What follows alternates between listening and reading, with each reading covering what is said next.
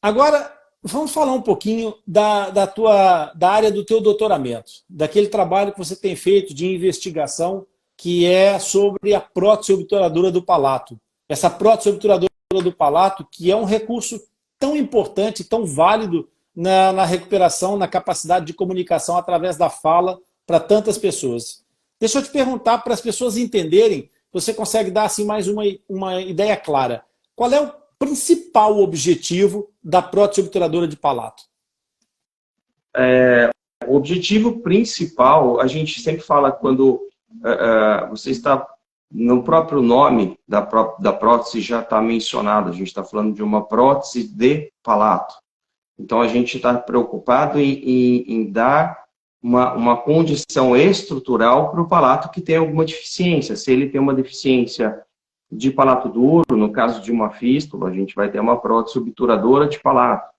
Quando a gente tem um palato curto, a gente vai ter a prótese obturadora de faringe. Então, a intenção das próteses é justamente dar ao paciente, dar ao indivíduo que tem falta de tecidos, dar a condição de estrutura como quem não teve fissura e como quem consegue ter uma comunicação normal, ou como quem nasceu com fissura e fez a palato primária e teve uma boa condição estrutural para poder desenvolver uma fala normal. Esse é o objetivo. Então, o objetivo da prótese é promover a suficiência valofaríngea, a condição anatômica estrutural de normalidade. Esse é o nosso objetivo principal.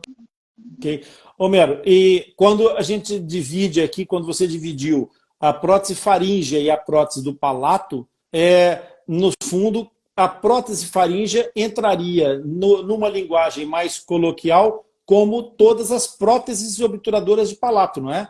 Portanto, estamos a referir, no caso, ao palato mole. Será isso?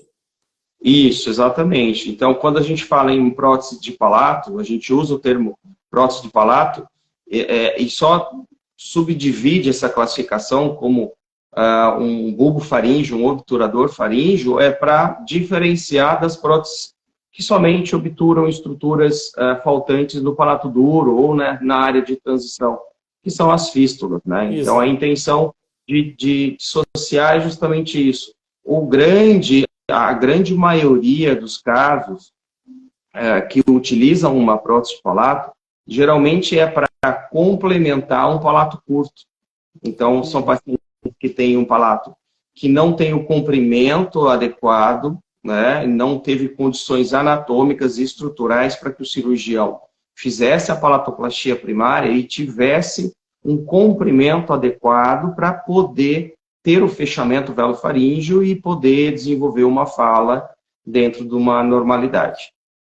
Homero, então, nós quando falamos da prótese, da parte do velofaríngeo, do anel velofaríngeo, da função dessa parte lá de trás, que é aquela parte para as pessoas saberem, quando nós falamos do véu palatino, que é aquela parte do céu da boca que se mexe, que vai para frente e para trás, quando a gente fala, quando engole.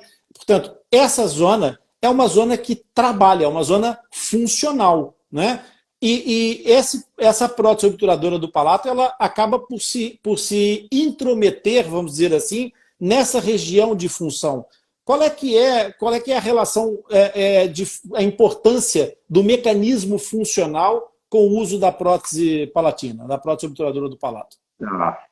A gente, nos ensinos da fonoaudiologia que eu tive, elas mencionam muito que a gente não tem um órgão específico para fala, que a gente empresta muitas estruturas e que essas estruturas anatômicas que a gente possui são usadas como articuladores para poder criar-se um código linguístico, uma forma de se comunicar, e com isso a gente tem a fala que todo mundo usa em diferentes idiomas e tudo mais. Então, a intenção do cirurgião, quando ele faz a reconstrução do palato, é deixar esse palato mole o suficientemente longo para poder separar cavidade oral da cavidade nasal e, com isso, a pessoa ter condição de trazer o ar para a cavidade oral e não deixar escapar pelo nariz. Né? E o que a gente tem é justamente isso acontecendo na maioria dos pacientes. O cirurgião consegue dar essa reabilitação com a cirurgia primária. Temos outras cirurgias que são realizadas na sequência, que vêm colaborar, só que temos uma parte dessa população que fica com o palato curto, que vai para a avaliação do cirurgião e que a gente vê que a velofaringe, né, a garganta e o véu palatino, que é curto, não tem um bom funcionamento. Mas não tem um bom funcionamento porque nunca foi usado para a função da fala. E nesse quadro que a gente fala que é de hipodinamismo, quer dizer, de pouco movimento das paredes da garganta, é que a gente tem na odontologia a possibilidade e a oportunidade de ajudar a fonoaudiologia no processo de reabilitação da fala, preenchendo todo aquele espaço com o bulbo faríngeo. Então, o grande objetivo nosso no uso dessas próteses é que a gente consiga, num primeiro momento, né, dar essa suficiência, quer dizer, dar uma situação de normalidade estrutural para aquele paciente que não tem pouquíssimo movimento na velofaringe, e com isso ele ter essa condição de buscar a melhora da fala com o processo de fonoterapia, algo que ele vai ter que aprender, que ele nunca possuiu essa condição anatômica de normalidade. Certo. Nesse caso, fazendo uma figura de linguagem aqui, criando uma imagem metafórica para as pessoas, no fundo é como se esses músculos nascessem sem capacidade de saber que o outro músculo com quem ele deveria se encontrar existe. Então ele não vai à procura de uma coisa que não existe. De repente, você coloca alguma coisa a interpor entre esses dois músculos, eles sentem o contato e no subconsciente desses músculos, eles imaginam que é o outro músculo, mas na verdade eles estão encontrando esse bulbo. E, consequentemente, isso poderá ativar, então, essa função desses dois músculos que, a partida, não se iriam procurar antes de terem encontrado esse contato. Exato, é uma função, o músculo ele está lá, ele funciona, né? A velofaringe ela tem a sua ação na deglutição, então a gente consegue observar a potência, a força daquele músculo, só que em virtude de ter um palato muito curto, como você mesmo mencionou, o paciente ele não desenvolve um bom movimento porque ele não consegue usar aquele músculo para aquela função específica pela falta do antagonista. É como se a gente quisesse bater palmas com uma mão só. Né? Vai precisar do antagonista para poder ter o contato. E realmente o obturador faríngeo, ele consegue, por ele ser um procedimento artificial, né, ser uma prótese, a gente consegue preencher uma área muito grande, muito maior do que a da cirurgia, né, como um retalho faríngeo, por exemplo. E nessas circunstâncias a gente realmente consegue dar para o paciente aquilo que ele necessita naquele momento. Então, naquela circunstância, a cirurgia, eu costumo falar para os meus pacientes, eu falo, imagina que a cirurgia é como se fosse uma torneira que está aberta 10 voltas e que você tem que fechar com a cirurgia somente 2. E com a prótese eu consigo fechar 10 vezes. Então, eu consigo dar total condição anatômica para que o paciente desenvolva e aprenda a falar com suficiência. Aprenda a falar sem jogar o ar pelo nariz, sem fazer os soquinhos na garganta que a gente conhece, que são os golpes de glote. Então, dar de uma forma artificial, com toda a versatilidade que a gente sabe que a gente pode ter com a prótese, de modificações nessa prótese para dar uma boa ferramenta para a fono trabalhar, isso realmente, a prótese vem para dar essa condição para os pacientes que têm uma estrutura anatômica ali, funcional, mais prejudicada, né? Então, no fundo, a prótese acaba por estimular esse mecanismo funcional, é isso? Acaba por promover uma função nessa zona da velofaringe. Sim. Sim, a gente tem...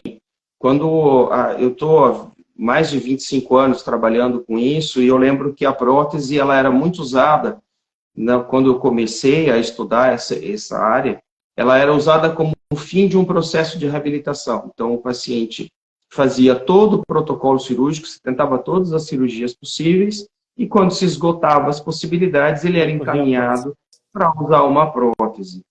E as pesquisas realizadas na Universidade de São Paulo, com as professoras da fonoaudiologia, usando prótese de palato e colhendo bons resultados, mostrou que a prótese não só pode dar a suficiência para essa pessoa que tem uma velofaringe hipodinâmica, como também a gente pode dar para esse paciente, futuramente, condições melhores para ele fazer uma cirurgia. De que forma? Através de uma hierarquia aí de conquistas desse paciente. Primeiro, conquistando a suficiência, vai se poder trabalhar para que ele tenha uma fala normal. Eu sempre falo para os meus pacientes, eu falo, olha, não vou colocar a prótese para você melhorar 5%, nem 10%. A gente vai buscar a fala normal. E eles falam assim, mas é possível? Eu falei, se você tem a mesma condição que a minha, usando a prótese, é só uma questão da gente fazer uma troca, né, da forma com que você usa hoje seu mecanismo velofaríngeo por uma outra forma. Então, vamos sim brigar por uma fala normal. Perfeito. E a partir dessa fala normal, o que a gente observa? Que aquele músculo que não tinha uma boa função, né, a gente não tinha ainda um bom desenvolvimento dessa musculatura, a gente consegue ensinar ao paciente a desenvolver essa musculatura. E aí eu consigo devolver esse paciente para o cirurgião. Ao invés de ter um quadro de velofaringe hipodinâmica e alterações de fala, dá para encaminhar para avaliação cirúrgica posterior um paciente com uma fala normal e com uma dinâmica de movimento da velofaringe muito melhor. E é isso que o estudo do meu doutorado vai vir justamente ratificar isso. E a gente observou, assim, verdadeiros milagres do ponto de vista de função velofaríngea com o processo de redução das próteses. Tá? Então, com o aprendizado da prótese. Com o aprendizado desse casamento da prótese com a fonoaudiologia, com a fonoterapia bem direcionada, a gente pode mudar quadros severos de hipodinamismo e de fala ruim para uma fala normal, e o cirurgião ter condição de operar e manter a fala normal conquistada com a prótese. Fantástico, então, fantástico. Com isso, a gente deixou de ser fim de um processo de reabilitação e a gente começou a ser meio, como uma ferramenta para otimizar o trabalho do cirurgião e minimizar quadros difíceis de resolução através de fonoterapia e tudo mais. Fantástico. E essa é uma grande realidade e acaba por ser também alvo de uma série de histórias que a gente ouve contar, porque o mundo das fissuras é um mundo cheio de lendas e mitos, né? Então, eu vou te fazer uma pergunta assim, muito direta, muito clara. Mito ou verdade? Agora está na moda essas coisas nas redes sociais, né? Mito ou verdade? É mentira ou é verdade? A prótese obturadora, ela causa habituação, ou seja, ela inibe ou de alguma forma desestimula a função velofaríngea? Isso vem contrário, isso é um mito, porque a gente está justamente falando o contrário, né? Exato. Que a gente tem totais condições de otimizar, então a prótese ela nunca vai causar, após a sua adaptação e o processo de fonoterapia, uma acomodação. A gente vai ter, sim, um desenvolvimento desse músculo, um desenvolvimento dessa fala, a gente só caminha para frente, a gente não vai caminhar para trás. Isso é mito. É mito.